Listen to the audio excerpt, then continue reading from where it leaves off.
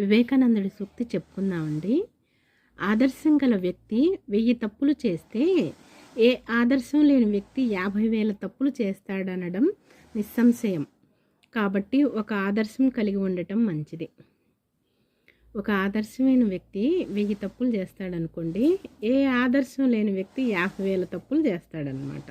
అది తప్పదనమాట, తప్పకుండా నిశ్చయం అనమాట అది. అలాగే కాబట్టి ఒక ఆదర్శం కలిగి ఉండటం మంచిదండి. ఏదైనా ఒక మంచి వ్యక్తిత్వం కలిగి ఉండటం అనేది మంచిది అని చెప్పేసి ఆదర్శ పురుషుడు అంటాం చూడండి. ఆదర్శ వ్యక్తి అనని, ఇతనికి ఆదర్శంగా ఉండాలి, ఇతనికి ఆదర్శంగా మన పనులు చేయాలి అని చెప్పేసి అనుకుంటాం కదా, అలా అనమాట. ఆదర్శం గల వ్యక్తి 1000 తప్పులు చేస్తే ఏ ఆదర్శం లేని వ్యక్తి 50,000 తప్పులు చేస్తాడనడం నిస్సంశయం. కాబట్టి ఒక ఆదర్శం కలిగి ఉండటం మంచిది.